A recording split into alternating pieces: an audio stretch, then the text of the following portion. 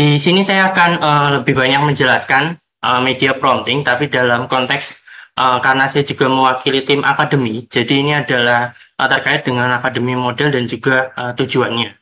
Jadi memang cukup banyak, jadi harapannya bisa cepat. Yang pertama dan kedua itu sebagai intro, dan yang ketiga juga keempat itu akan lebih lanjutnya.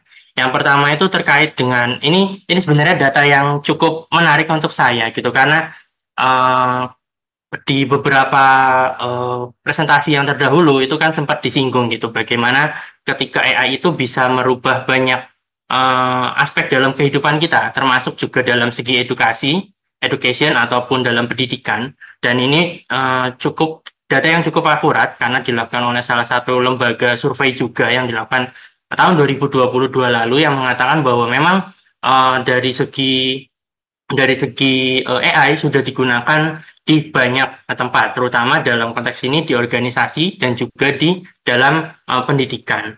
Dan juga kalau kita lihat lebih lanjut, ini adalah salah satu infografis yang cukup menarik menurut saya, karena di sini memperlihatkan gitu bahwa AI bisa membuat sistem edukasi atau sistem pendidikan, terutama dalam konteks di Indonesia dan di luar negeri juga, bisa menjadi lebih baik terutama di dalam poin yang pertama itu salah satunya adalah bisa mengcustomize gitu atau mengcustom baik itu kelas ataupun materi-materi pembelajaran lainnya.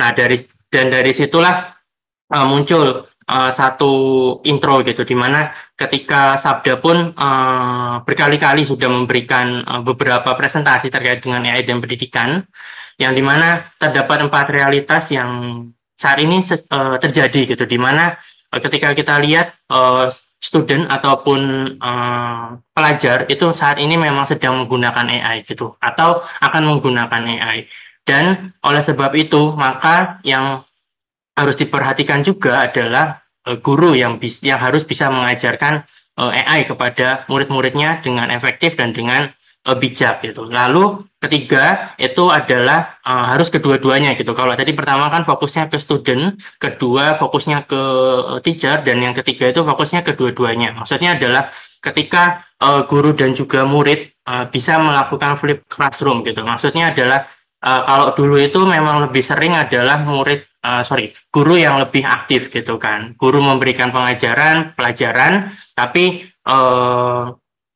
student yang akan mendengarkan. Tapi ini kebalikannya gitu, di mana ketika waktu pembelajaran itu adalah berdiskusi bersama tentang apa yang sudah didapatkan dari luar classroom gitu. Jadi memang benar-benar kita flip juga kita hybridkan gitu. Maksudnya kita combine dengan beberapa alternatif lain. Dan yang keempat, ini balik lagi ke guru adalah bagaimana cara mereka mengajar. Sama dengan yang bagian ketiga tadi, bukan hanya classroom saja, tapi bagaimana guru bukan hanya ngomong-ngomong, kalau sering dibilang bukan hanya talking head gitu, tapi bisa juga untuk mengajarkan dan juga membimbing gitu, mengarahkan bagaimana student bisa belajar dengan lebih baik lagi dengan AI yang mereka bisa gunakan.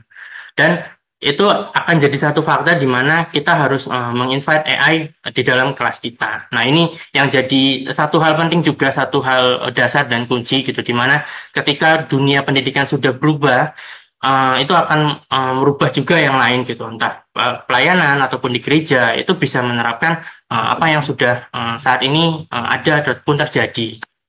Dan dari situ kita masuk ke bagian yang kedua terkait micro learning. Kenapa saya berikan micro learning gitu? Karena beberapa kali saya cari di internet pun muncul kata-kata seperti ini gitu.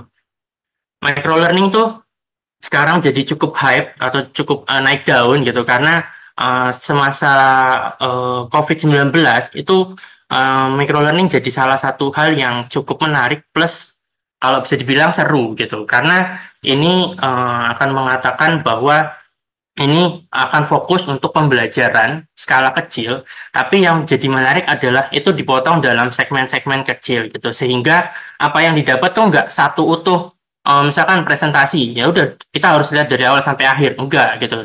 Dari micro learning itu kita bisa belajar bagian yang kita butuhkan. Contoh misalkan di dalam AI dan Paskah yang kemarin kita butuh untuk konteksnya adalah resources misalkan, ya udah kita nanti akan lihat bagian yang resources saja gitu, tidak melihat bagian yang lain gitu. Jadi cukup bisa fokus, cukup bisa banyak hal yang lebih ditekankan, lebih dilihat lagi gitu. Enggak serta-merta hanya melihat bagian bagian secara luasnya gitu.